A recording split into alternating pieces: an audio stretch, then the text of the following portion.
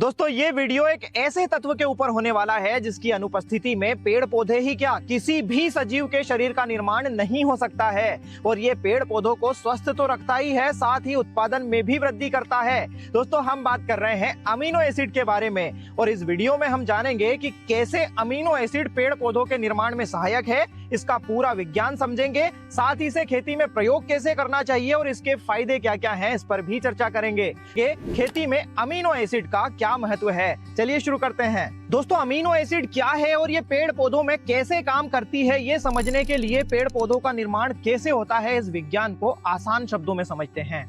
दोस्तों पेड़ पौधों का शरीर कई सारी छोटी छोटी सेल्स से मिलकर बना होता है। जब करोड़ों अरबों सेल्स जुड़ती हैं तो पेड़ पौधों का निर्माण होता है और इन सेल्स का निर्माण होता है प्रोटीन्स से। जब अलग अलग प्रोटीन्स जुड़ते हैं तो सेल्स बनती है और इन प्रोटीन्स का निर्माण होता है अमीनो एसिड्स की मदद से। पेड़ पौधों में 20 प्रकार के अलग अलग अमीनो एसिड्स बनते हैं और ये जब अलग अलग श्रृंखलाएं बनाते हैं तो प्रोटीन्स का निर्माण होता है और अमीनो एसिड्स का निर्माण होता है नाइट्रोजन की मदद से। लेकिन दोस्तों आप यहाँ पर ये तो समझ ही गए होंगे कि अगर अमीनो एसिड्स का निर्माण नहीं होगा तो प्रोटीन्स नहीं होंगे, प्रोटीन्स नहीं होंगे तो सेल्स नहीं बनेगी और सेल्स नहीं बनेंगी तो पेड़ पौधे भी नहीं होंगे। तो इस प्रकार से अमीनो एसिड्स का खेती में बहुत बड़ा योगदान है। दोस्तों अमीनो एसिड्स के फसलों में कई सारे फायदे होते हैं। अगर अमीनो एसिड्स पर्याप्त मात्रा में पेड़ पौधों में हैं तो तेजी से सेल्स का निर्माण होता है, जिसके कारण फसल की शुरुआती अवस्था में काफी तेज ग्रोथ देखने को मिलती है।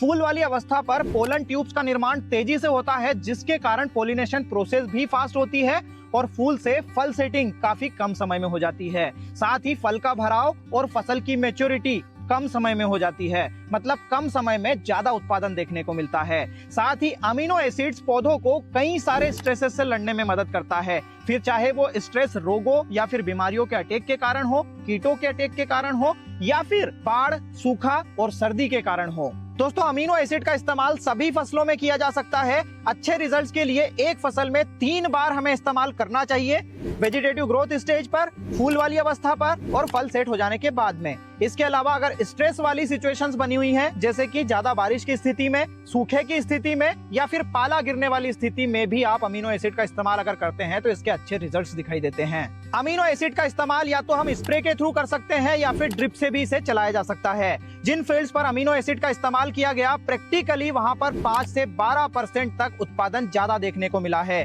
अगर एक फसल में एक ही बार इस्तेमाल करना चाहते हैं तो फूल वाली अवस्था पर इस्तेमाल करें। दोस्तों ये एपिसोड अगर आपको पसंद आया हो तो अपना वैल्यूएबल फीडबैक जरूर दीजिएगा, वीडियो को लाइक और ज्यादा से ज्यादा शेयर करिएगा। धन्यवाद।